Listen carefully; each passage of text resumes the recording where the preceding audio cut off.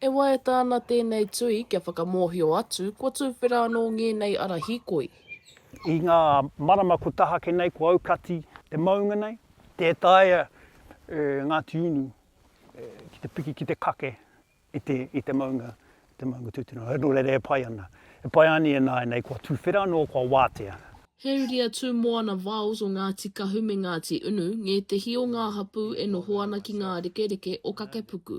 Hei tāna kai tēnā hapū, kai tēnā hapū ngā kōrero me ngā pūrākau rereke, e pā ana ki te maunga nei.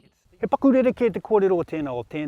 Ki a mātou ki tā ki te kimi te ipurangi, ko Kakepuku, ko te ingoa ko Te Kakepuku o kahu. Ko kahu he tupuna. Ne? Ko kake e ia te puku.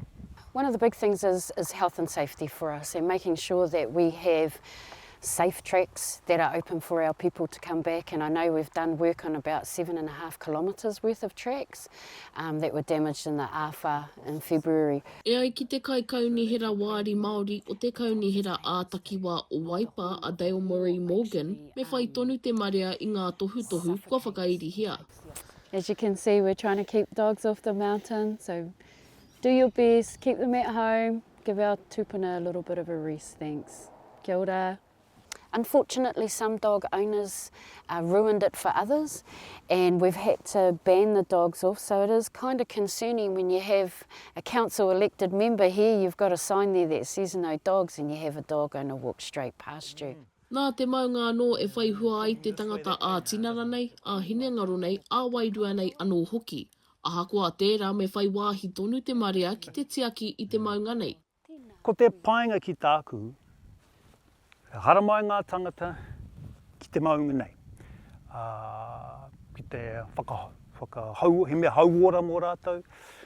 Tako nea wanga, me tiaki te maunga. I know for mana whenua, I wish that on all maunga in this district, that the value they have of the well-being that they receive from our taonga, they put back the same type of value in well-being. He maunga tupua, he taonga mō ngā uri whakatupu. Macie Kuki, Aukaha.